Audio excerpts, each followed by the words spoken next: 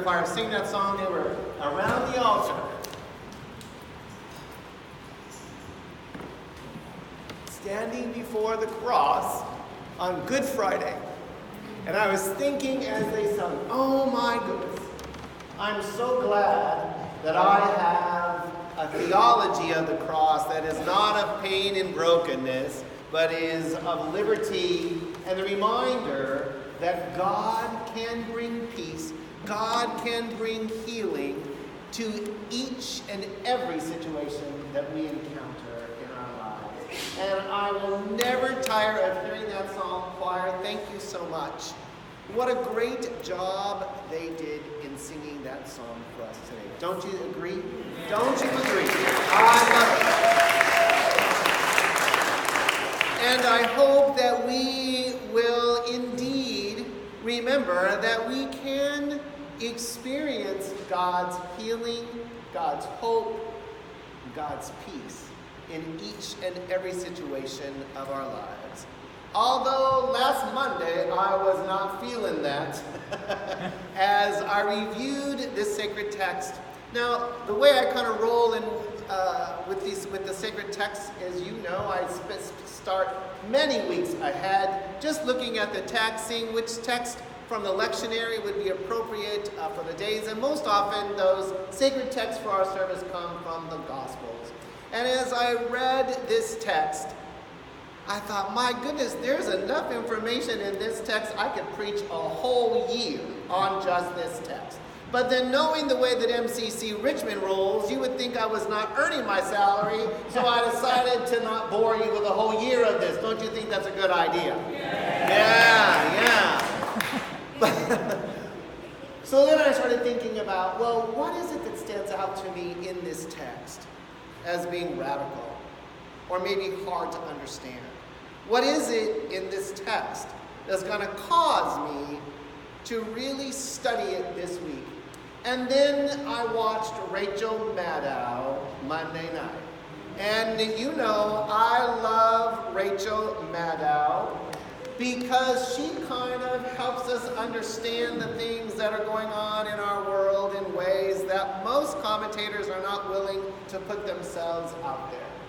And so as I heard one more time about all the injustices happening in our world, about families being ripped apart in our world on purpose, of how we are treating immigrants and those that are coming seeking asylum, those who are asking the United States of America to provide for them a second chance at living, a second chance at hope, a second chance at a new reality.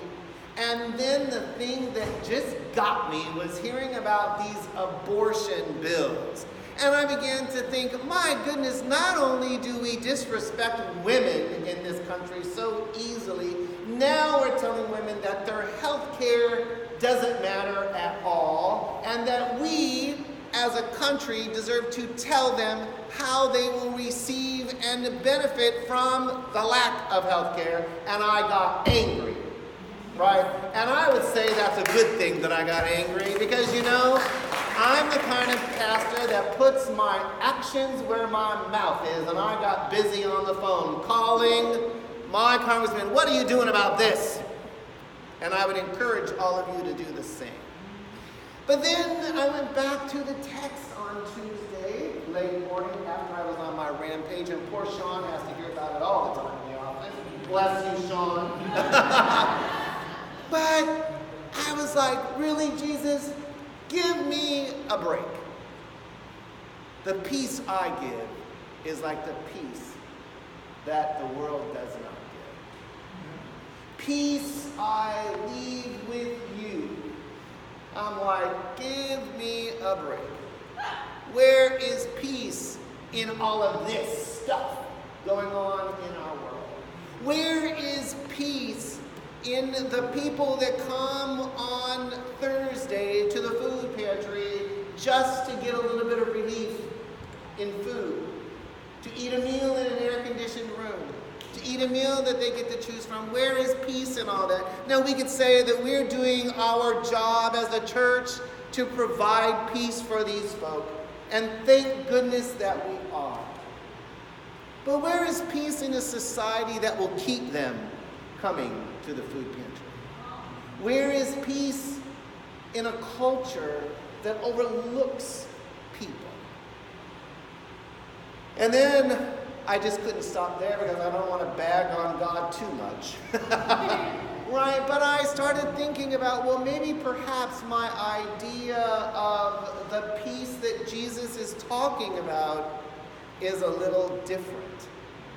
Maybe in my way of thinking about peace is not the way that God intends for us to experience peace. And I started to ask myself, what does peace mean to me? Certainly, I have to admit that peace means that in my home it would be peaceful. And it is. And Kirk and I work hard to keep peace. I say he has to work a little bit harder. Because he chooses to live with me. But at the same time, what is it that God wants for us? What does it mean to have peace within our community? What does it mean to have peace within our congregation? What does it mean for us as individual people to know and experience peace? Is it simply absent conflict? I don't think that that's the only part of peace that Jesus is getting at. Remember when Jesus was born, what title he was given? Jesus was identified as the Prince of Peace. And that stopped me in my tracks. Because what is my responsibility when it comes to me as an individual experiencing peace? And how do I give it away to others? Right? It is, I believe, my responsibility to help people to experience all the gifts of God. Not simply because I'm the pastor, but because I'm a person of faith who will tell you that God has made a significant difference in my life. It was not my idea to have the wonderful life that I experience here each and every day. And so I began to consider, maybe it is because of my relationship with God that I am given the gift of peace. And that gift of peace may not be conditional on my reality. Ooh, Lord. You know how we all like to control our realities? I hear some giggling. That means some people are identifying, right? Perhaps peace might be not only the absence of conflict, but perhaps on some level, God's peace is how I make a difference helping those who do not experience peace, helping those who are put down by our society, helping those who experience marginalization, helping those who don't even have health care. Perhaps when I'm thinking about peace, it is my relationship with God that allows me to exist as a person of integrity amidst all of the change that we are called to make in the world.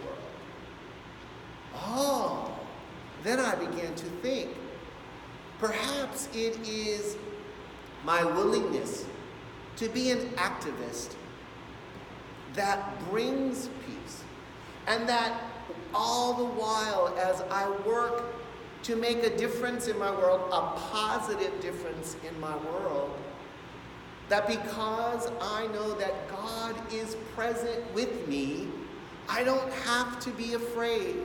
I don't have to buy into all the drama, and at the same time, experience within my being peace.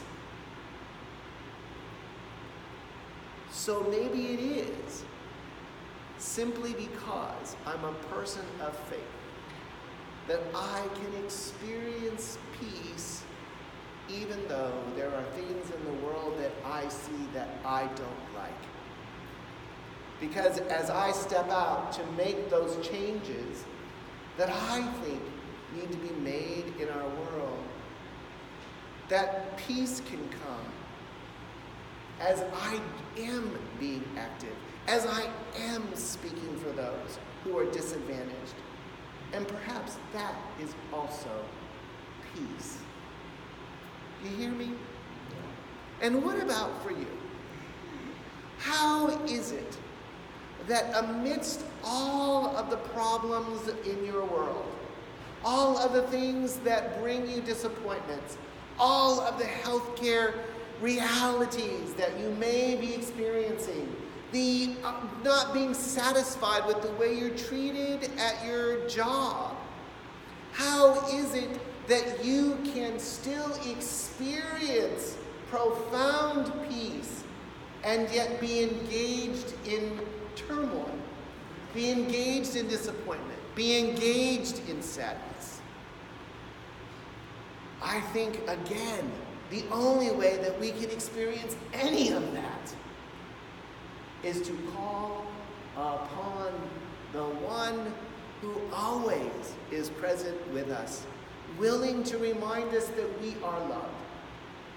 I believe it's our relationship with the divine that brings us to a place that we can accept life on life's terms and yet at the same time experience peace and have what it takes for us to continue to move forward and to do in our world what it takes for others to experience justice, for others to experience hope, for others to experience love, for others to experience peace.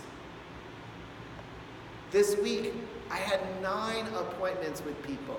And oh my goodness, how much I value each and every one of those people that dare come into my office and get real. And you know, I'll warn you about those times. Because I will often listen to what you're hearing, what you're saying, and I will sit there and just,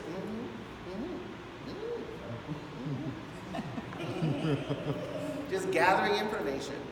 And most often, this is the first thing I say that causes you to be silent. I will ask you, and what is your part in this situation? Woo! Because I think that whatever happens in our world, that we have a part in that. We play a part in everything that happens to us. We play a part in every reaction that we have. We play a part in our behaviors that sometimes lead us to places of being not so happy with how we've handled situations.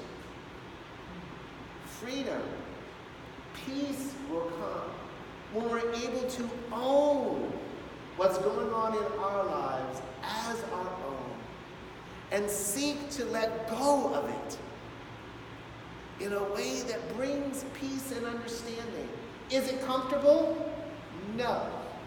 Is it hard work? Yes. Do we want to engage in it? Sometimes.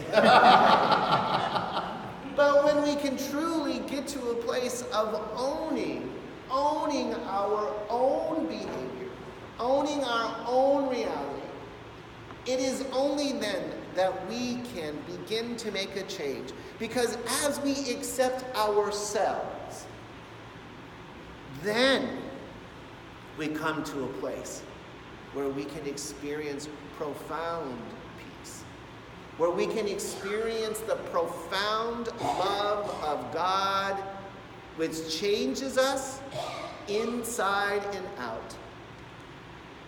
And when we can admit who we are and what we have done sometimes and how we have been put down or marginalized by others, then we can begin to make a difference in the world as we give those things to God.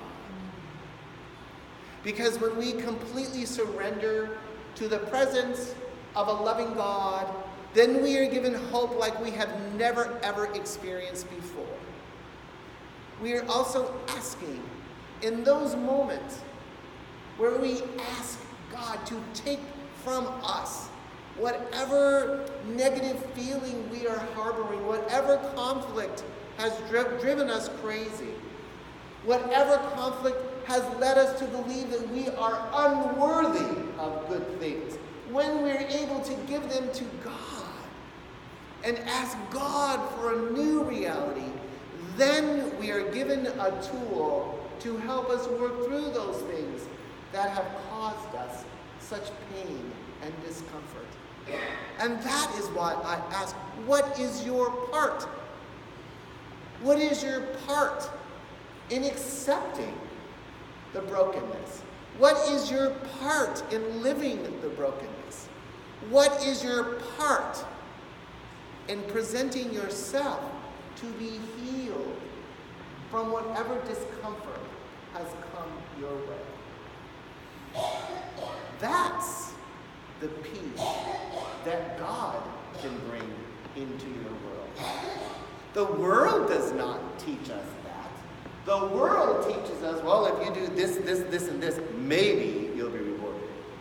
Right? If you do this, and this, maybe you'll succeed. If you do this, and this, maybe you'll have another chance. But God says, you are loved no matter what you've done. You are loved simply because you are created in the image of a loving God. You are loved because you are identified as the beloved of God. And you know what? When it gets right down to it, nothing else matters. I remember just before I was, I've also this week been thinking about what it means to me that I've been in Virginia for 3 years. Oh my goodness. What things have changed in my life. Now I thought seafood was a big deal. Lord have mercy. I have found love here. Profound love that has changed my reality. Just not that romantic love. I wake up in the morning. This morning I woke up and I said to Fred, well, isn't this interesting? Ginger got you up at 5 o'clock in the morning. And Kirk said, what? I said, go ahead and get up. I'm staying in bed. But I wake up to that kind of love every day. I also know the love of my congregation that continues to remind me that you are willing to be led, that continues to remind me that you are willing to do what it takes for this church to be successful. And it's profound. It is profound. I remember before I left California, there were my friends saying to me, Kenny, you have lived here your entire life. How can you give this up? I said, let me count the ways. But I have to admit, leaving a reality that was comfortable for me, things I didn't like, traffic that drove me nuts. But at the same time, as I thought about each and every one of those things, I was coming to an unknown world. I didn't know what it would be like living in the heart of the Confederacy. Now, to tell you how much God has a sense of humor, I inherited a partner who works for the Civil War Museum. Well, how amazing is that? And yet, as my plane landed in Richmond, when I moved here, June 25th, 2016, I looked out at that window, and I was like, what have I done? What have I done? And the only answer to that question is, I'm willing to follow God. Because God began a good work in my life. It was God who put us together. Was I scared? Absolutely. Did you know that? Absolutely not. I'm a good faker. Right? And there have been intersections that have been difficult, but most of them blessed. blessed by God more than I could have ever imagined. Not one that made me want to leave Virginia and go back to something that I thought was comfortable. And isn't that what peace is all about? Being willing to move forward with life, trusting that God is doing something amazing. Trusting that I didn't need to know. We don't need to know every detail. But what we need to do is to do our best to show up for life, trusting that as we continue to surrender to God's love, to God's hope, to God's peace, that our reality changes. And it changes because we are loved. And that's the peace that passes all understanding. That's the peace that we don't understand. That's the peace that is absent conflict. But it is that peace that allows us to get up each and every morning to face the day as God puts us on the path that we are to walk just that day. Sometimes hour by hour, sometimes moment by moment.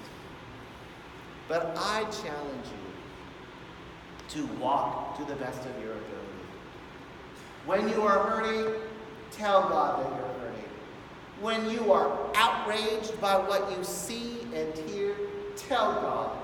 And let your outrage be the fuel that leads you to a place of experiencing God more fully so that you can experience peace and to give it away to somebody else. Because this is my hunch. As you give it away, as you present yourself to be used by God, there'll be no turning back. There'll be no surprise that you can't recognize that you and God cannot change for good. And that, my friends, is worth getting up for. Don't you think? Yeah. Amen.